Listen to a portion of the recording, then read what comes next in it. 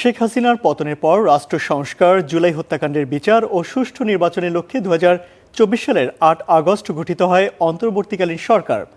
18 মাসের লক্ষ্য পূরণে কতটা সফল হলেন ডক্টর ইউনূস? বিশ্লেষকরা বলছেন, সদিচ্ছা থাকলেও বৈষম্য, কর্মসংস্থান ও মূল্যস্ফীতিসহ বেশ কিছু ক্ষেত্রে সফলতার মুখ দেখেনি সরকার, যা নবগঠিত সরকারের জন্য বড় রকমের চ্যালেঞ্জ হবে বলে মনে করছেন তারা।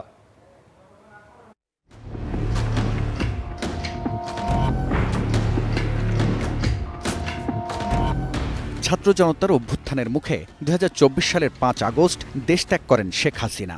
3 দিন পর শপথ গ্রহণের মধ্য দিয়ে গঠিত হয় ডক্টর মোহাম্মদ ইউনূসের নেতৃত্বাধীন অন্তর্বর্তীকালীন সরকার।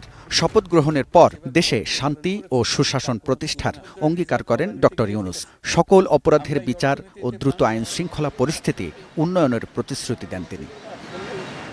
প্রেস সচিবের দাবি, প্রতিশ্রুতির 90% সফল হয়েছে বিদায়ী সরকার। প্রত্যেকটা মন্ত্রণালয় ধরে ধরে আপনি দেখবেন। আমি বলছি না যে আপনি একটা দুটো জিনিস দেখবেন, আমি বলবো যে আমার পার্সোনাল অপিনিয়ন এরা 90% সফল। নবগঠিত সরকারের শপথ গ্রহণের মধ্য দিয়ে শেষ হচ্ছে জুলাই আন্দোলনের মধ্য দিয়ে গঠিত অন্তর্বর্তীকালীন সরকারের মেয়াদ। রাষ্ট্রীয় সংস্কার, জুলাই হত্যাকাণ্ডের বিচারসহ নানা প্রতিশ্রুতির মুখে ক্ষমতায় আসীন হন ডক্টর মোহাম্মদ ইউনূস। কিন্তু দীর্ঘ 18 মাসে সেই প্রতিশ্রুতি কতটুকু বাস্তবায়ন করতে পেরেছেন তিনি? বিশ্লেষকরা বলছেন, প্রতিশ্রুতির অনেক কাজই করতে পারেননি অন্তর্বর্তীকালীন সরকার, বরং যা করার কথা নয় আগ বাড়িয়ে তাও করেছে সরকার। ফলে তৈরি হয়েছে বিতর্ক।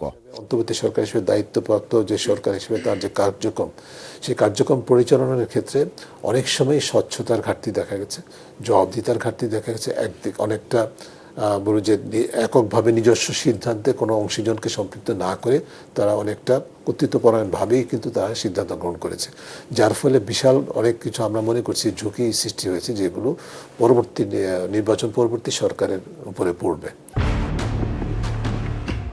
মোটা দাগে 3টি এজেন্ডাকে এগিয়ে নেয়ার পাশাপাশি অর্থনৈতিক স্থিতিশীলতার ক্ষেত্রে সরকারের কিছুটা সাফল্য ছিল। তবে সরকারের ভেতরেই একটি অংশের কারণে সংস্কার কিছুটা পথভ্রষ্ট হয়েছে বলে মনে করেন টিআইবির নির্বাহী পরিচালক। বিচারের ক্ষেত্রে বিচার নাকি প্রতিশোধ, এমন প্রশ্ন ওঠার সুযোগও তৈরি হয়েছে বলে মনে করেন তিনি। আন্তর্জাতিক আদালতে উঠেছে, সেগুলো কিন্তু সুনির্দিষ্ট মামলা। সেখানে যাদের বিরুদ্ধে রায় হয়েছে তাদের বাইরে কোনো কিন্তু অভিযুক্ত ছিল না, থাকলে তারা কিন্তু সে রায় থেকে মুক্তি পেয়েছে। কাজে সেদিক থেকে প্রশ্নবিদ্ধ হওয়ার কোনো সুযোগ নেই। কিন্তু ইন দ্য মেইন টাইম যাদেরকে আটক রাখা হয়েছে, যাদেরকে ধরেন অনেক সাংবাদিককে আটক রাখা হয়েছে এবং তাদের বিরুদ্ধে হত্যার অভিযোগ, অনেক পেশাজীবীকে আটক রাখা হয়েছে, তাদের বিরুদ্ধে হত্যার অভিযোগ, এই বিষয়গুলো হচ্ছে প্রশ্নবিদ্ধ করছে বিচার প্রক্রিয়াকে।